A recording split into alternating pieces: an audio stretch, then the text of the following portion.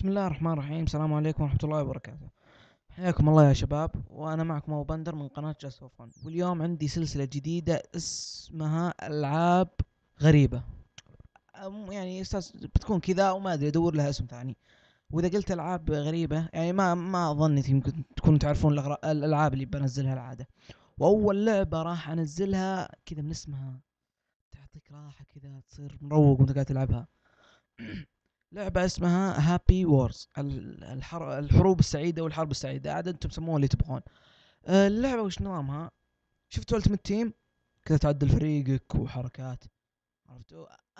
انت ما راح تصير تعدل الفريق، لا، بتصير تقدر يعني عندك 3 شخصيات. اول واحد اسمه المحارب، والثاني ساحر، استغفر الله، سحر، استغفر الله، والثالث مهندس يعني يبني لك اسهم وكذا. المهم اللعبة وش نظامها؟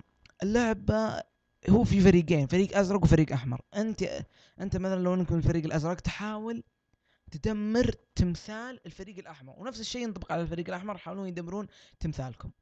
التمثال بتقول كيف شكل التمثال. بيطلع لكم الحين في المقطع كذا تماثيل صغيرة قاعد تدمرها، هي كذا بتكون نفس الشيء لكن واحد كذا كبير عير، هذا ابوهم. عرفتوا؟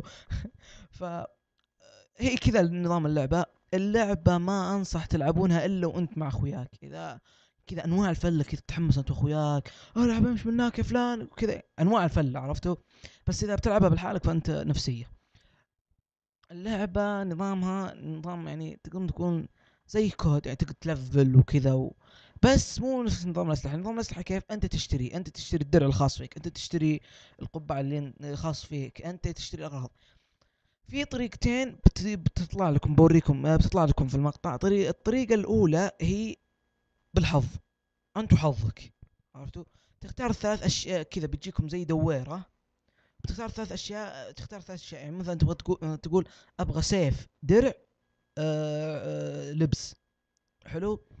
فهو شو هذا الدويرة ذي تدور على نفسها، بتدور لين ما توصل السلاح. عاد انت وحظك، ممكن يجيك سلاح، ممكن يجيك درع، ممكن يجيك ملابس. انا جاني في الحظ اللي تو درع، يعني درع ابو كلب، لكن ما عادي بس عشان بوريكم. وفي طريقة ثانية، آه ما ادري ممكن الطفرين ما راح يقدرون عليها، اللي هي نظام شلون اقول لكم؟ شفتوا النقاط 1600، شو اسمه، نقاط البوينت هذه تشتري فيها مابات وكذا، هذه بتحتاجها مرة. شوفوا نظام اللعبة كذا كأنك تلعب بايبود ولا ايفون كذا. شوف النظام اللي تدفع دولارات عشان تزيد لك فلوس مثلا، هذه نفس النظام. مثلا تقدر تدفع $80، 80 نقطة، تاخذ 8 حبات من اللعبة، 8 فلوس من اللعبة، عرفتوا؟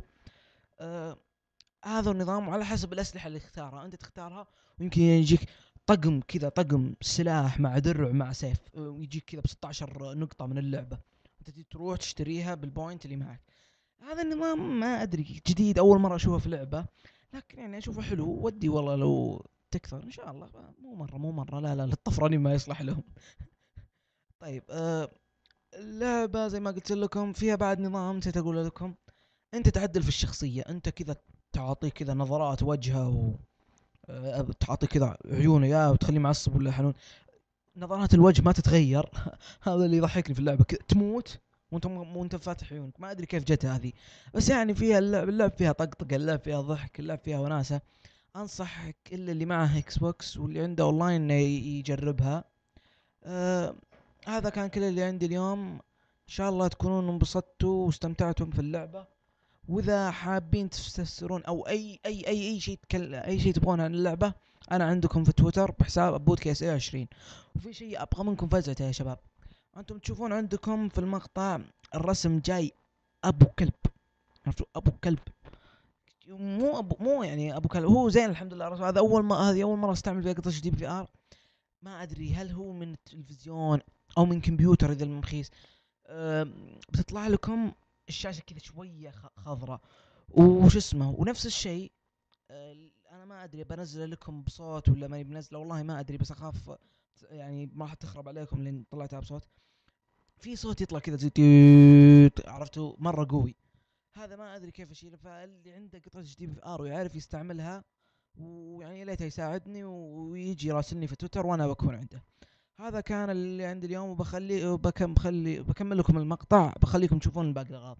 كان معكم أبو بندر من قناة جاست فور فن. السلام عليكم ورحمة الله وبركاته.